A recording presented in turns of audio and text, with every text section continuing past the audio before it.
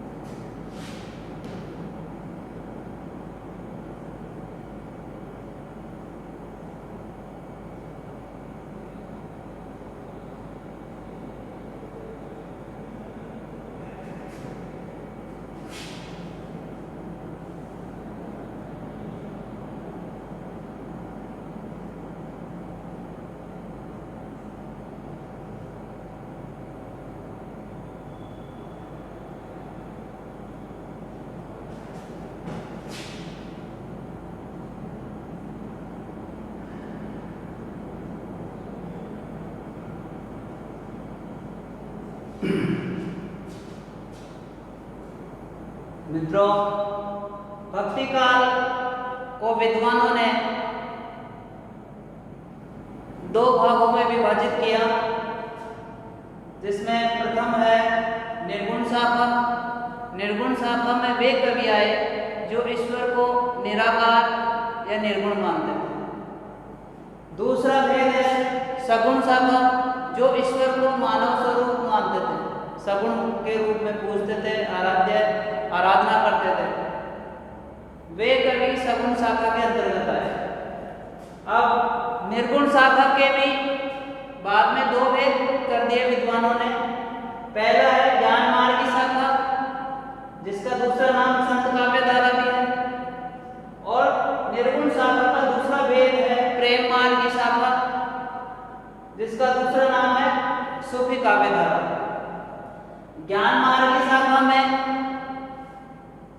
कवियों ने ज्ञान के द्वारा ईश्वर को प्राप्त करने का संदेश दिया है, और प्रेम मार्ग की शाखा में या सूफी काव्य धारा में ईश्वर को प्रेम के द्वारा प्राप्त किया जाए, इसका उपदेश देते हैं। अगला जो भक्तिकाल का भेद है, भक्तिकाल का दूसरा भेद है सगुण शाखा, जिसके दो उपभेद किए हैं विद्वानों ने। पहला भेद है राम भक्ति काव्य धारा, जिसमें राम भक्त कवियों का उल्लेख किया जाता है और वो राम को अपना आराध्य मानकर उनके चरित्र का गुणगान करते हैं। दूसरा उपवेद है सगुण सागर का कृष्ण भक्त काव्य धारा। इसमें श्री कृष्ण के भक्त कवियों का उल्लेख किया जाता है और श्री कृष्ण से संबंधित या उनके गुणगान से संबंधित पदों की रचना हमें देखने को मिलती है। ये भक्ति काल की भेद और उपभेद है।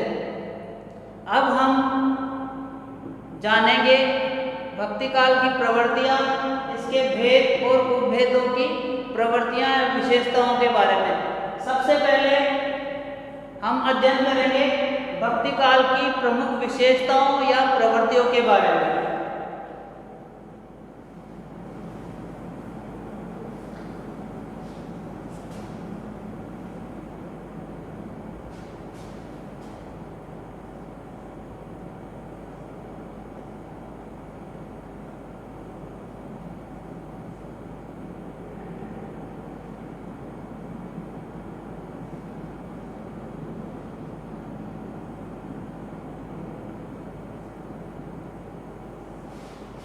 भक्ति काल की प्रमुख विशेषताओं में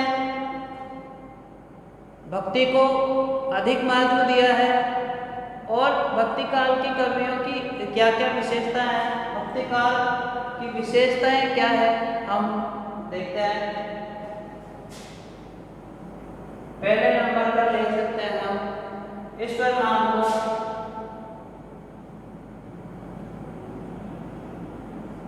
ईश्वर नाम को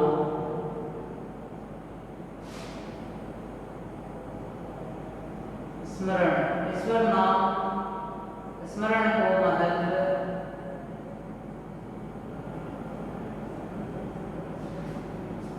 या हम ये भी कह सकते हैं नाम स्मरण को महत्व। भक्ति काल के जो कवि हैं वे राजाश्रय से दूर रहकर स्वतंत्र रचना करते थे। जो व्यक्ति स्वतंत्र होगा वो अपने मन की बात स्वतंत्र होकर कह सकेगा। और उस काल में जो कवि थे उन कवियों ने ईश्वर को सर्वोपरि माना है और ईश्वर से भी बढ़कर उसके नाम स्मरण को माना है। इसलिए हम कह सकते हैं कि भक्ति काल के कवियों ने ईश्वर नाम के स्मरण को महत्व दिया है। और तुलसीदास जी ने तो यहाँ तक कहा है कि राम से बड़ा उनका नाम है। अगला जो पॉइंट है वो हम देख सकते हैं गुरु को महत्व।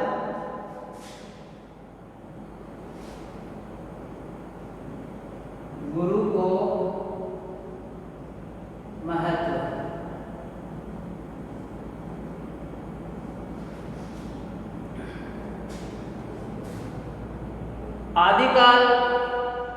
आदिकालीन साहित्य से ही हम पढ़ते आ रहे हैं कि उस काल के जो कवि हैं वे गुरु को महत्व देते हैं। सिद्ध साहित्य में, नाथ साहित्य में, जैन साहित्य में आदि। गुरु के बिना किसी भी व्यक्ति को ज्ञान प्राप्त नहीं हो सकता। गुरु के महत्व को भक्ति काल के जो कवि हैं उन्होंने भी स्वीकार किया है। भक्ति काल के प्रमुख कवियों में से कबीरदास जी का नाम हम ले सकते हैं, जिन्होंने गुरु को ईश्वर से भी बढ़कर माना है। और गुरु के महत्व को दर्शाते हुए उन्होंने कहा है कि गुरु गोविंद दो पढ़े काके लागू पाए, बलवारी गुरु आपने गोविंद दियो बताए। अगला जो पॉइंट है वो है भक्ति को महत्व।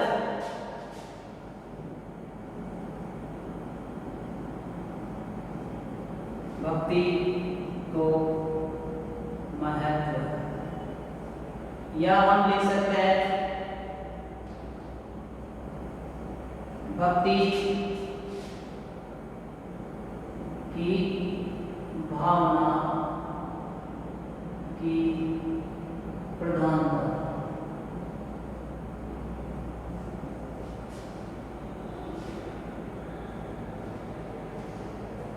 भक्ति काल में भक्ति काल में भक्ति को ज़्यादा महत्व दिया है। और इस काल के जितने भी कवि हैं, निर्गुण शाखा के या सगुण शाखा के या उसके उपभेदों के कवि, उन सभी कवियों ने भक्ति को सर्वोपरि माना है, भक्ति को महत्व दिया है। अपनी रचनाओं में भक्ति को ही अधिक महत्व दिया है और भक्ति द्वारा ही ईश्वर की प्राप्ति भी संभव हो सकती है, ऐसा अपने पदों में संदेश दिया है। और भक्ति ऐसी चीज है जो भक्त के वश में ईश्वर हो जाता है और उसकी हर मनोकामना पूर्ण करता है। इसलिए हम कह सकते हैं कि जो भक्ति काल है उसमें भक्ति को अधिक महत्व दिया है। और इसके संबंध में जॉर्ज ग्रियर्सन ने भक्ति काल को हिंदी साहित्य का स्वर्ण काल कहा है। अगला जो पॉइंट है वो है आडंबर का विरोध।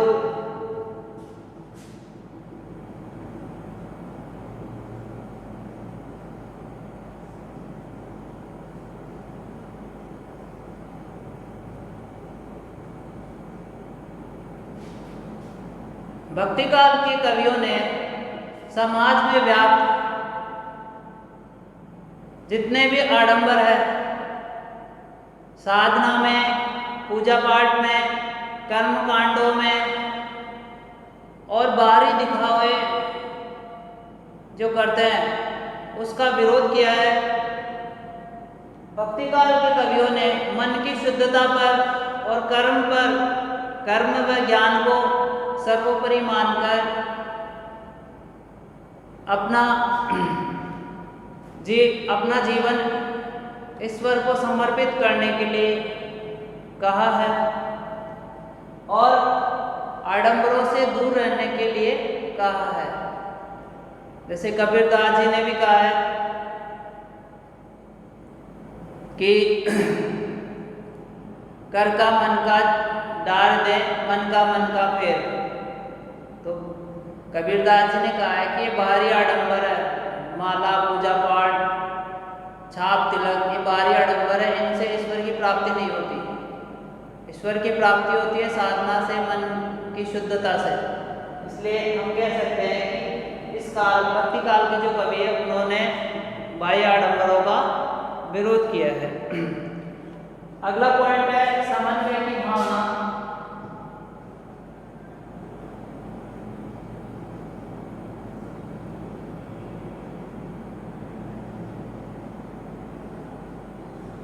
का विकास।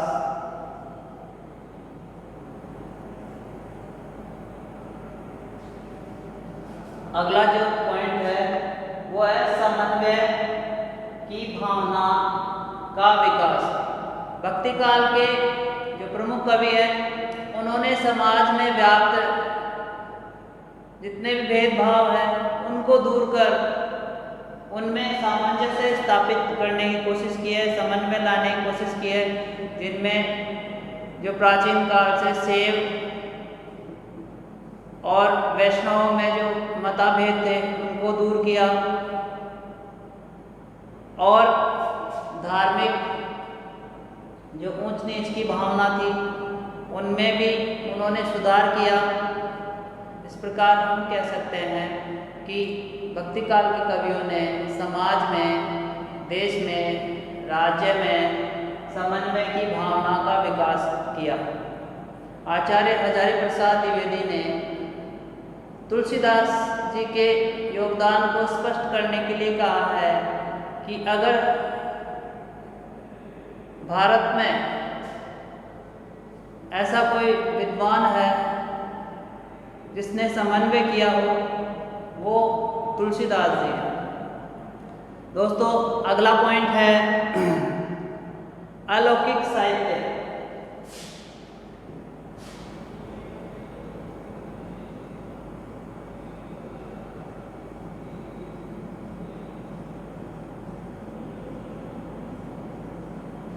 अलौकिक साहित्य। इस काल के कवियों ने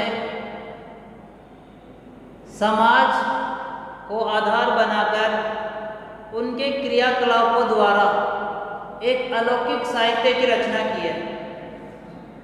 अलौकिक साहित्य की झलक सूफी काव्य धारा में मिलती है, जिन्होंने लौकिक साहित्य के माध्यम से अलौकिक साहित्य की वंदना की है। सूफी काव्य धारा में मानवीय प्रेम को दर्शाकर अलौकिक प्रेम की वंदना की है। आप जायसी के उदाहरण देख सकते हैं। सूफी काव्य धारा में ईश्वर को प्रेमिका के रूप में मानकर और भक्त को प्रेमी के रूप में प्रदर्शित कर अपने साहित्य की रचना करते हैं। इस प्रकार हम कह सकते हैं कि भक्ति काल में अलौकिक साहित्य की रचना भी मिलती है। अगला है जाति प्रथा का विरोध।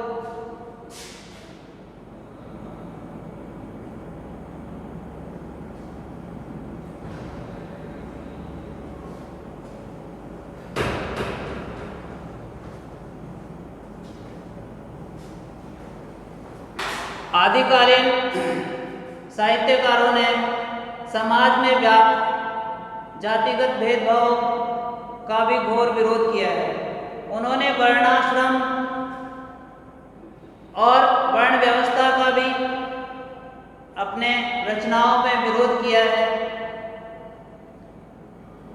और समाज को उन्नत बनाने के लिए एक अपने काव्य के द्वारा आदर्श प्रस्तुत किया है। इस प्रकार हम कह सकते हैं कि भक्ति काल में साहित्यकारों ने जाति प्रथा और समाज में व्याप्त कुरीतियों का विरोध किया। अगला पॉइंट हम ले सकते हैं दरबारी साहित्य का त्याग।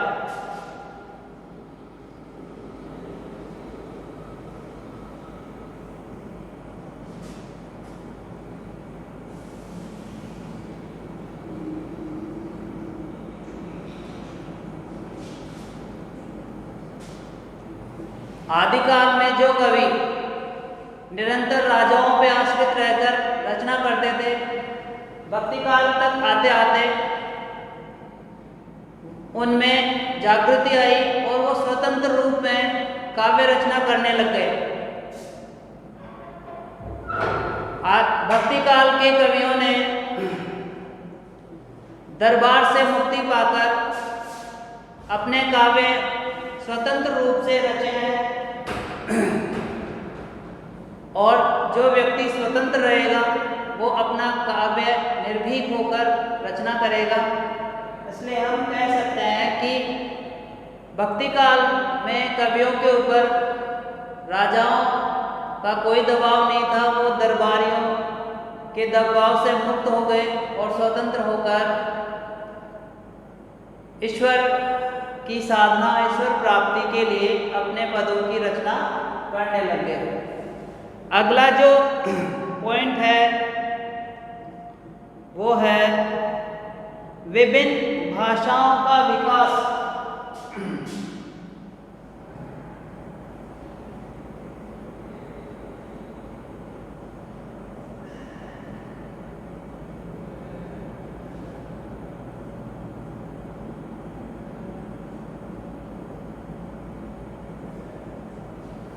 विभिन्न भाषाओं का विकास। आदिकाल में जो प्राकृत और अपभ्रंश भाषा पाली, इनका विकसित रूप देखने को अगर कहीं है तो वो है भक्ति काल। भक्ति काल में जो आदिकाल में जो भाषाएं बोली जाती थी, उनका परिष्कृत रूप भक्ति काल में निखर कर आया और भक्ति काल में दो प्रमुख भाषाओं का विकास हुआ, जिनमें हम नाम ले सकते हैं अवधी व ब्रज भाषा। भक्ति काल में सूफी काव्य धारा व राम भक्ति काव्य धारा के कवियों ने अवधी भाषा को विकसित करने का कार्य किया और कृष्ण भक्त कवियों ने ब्रज भाषा को भाषा का रूप प्रदान करने में अपना अहम योगदान दिया। इस प्रकार हम कह सकते हैं कि इस काल में विभिन्न भाषाओं का प्रयोग हुआ है अगला जो पॉइंट है वो है कुरीतियों का विरोध।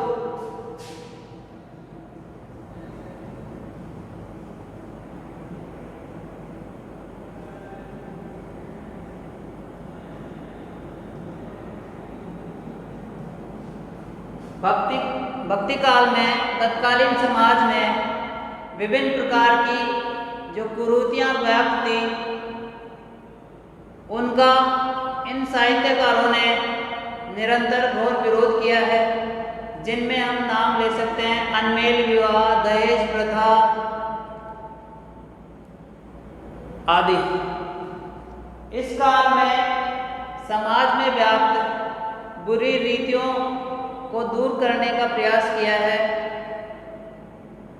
और भक्ति काल के कवियों ने समाज में एक नई क्रांति लाने के लिए अपने पदों के माध्यम से निरंतर क्रांति लाते रहते थे। और कबीरदास जी ने तो कुरीतियों पर तीखा व्यंग भी किया है। हम कह सकते हैं कि भक्ति काल के कवियों ने कुरीतियों का घोर विरोध किया है। अगला जो पॉइंट है भक्ति काल की प्रवृत्तियां या विशेषताओं में हम ले सकते हैं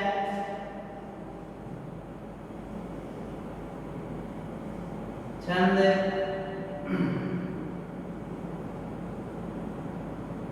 अलंकारों का रस, छंद अलंकारों का प्रयोग। भक्ति काल में काव्य शास्त्र को भी महत्व दिया गया है, जिनमें साहित्य में रसों का प्रयोग मिलता है, छंदों का प्रयोग मिलता है और अलंकारों का प्रयोग मिलता है। भक्ति काल का प्रधान रस अगर कहा जाए तो वो है शांत रस। भक्ति काल का प्रधान रस कहा जाए तो वो है शांत रस। शांत रस को भक्ति काल का प्रधान रस कहा जा सकता है। दूसरा है छंद। इस काल में दोहा, चौपाई, कुंडलिया आदि छंदों का प्रयोग किया गया है। अलंकारों में यमक, उत्प्रेक्षा, उपमा, विरोधाभास आदि अलंकारों का प्रयोग किया गया है। इस प्रकार हम कह सकते हैं कि भक्ति काल में काव्य शास्त्र को भी महत्व दिया गया है। अगला जो पॉइंट है वो है काव्य रूप।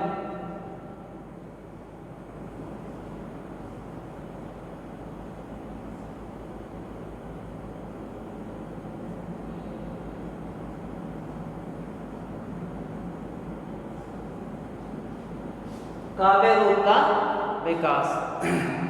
इस काल में भक्ति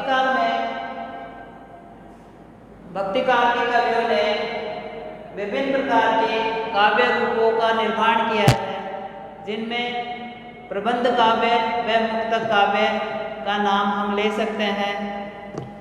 ज्ञान मार्गी व कृष्ण मार्गी शाखा में मुक्तक काव्य लिखा गया है व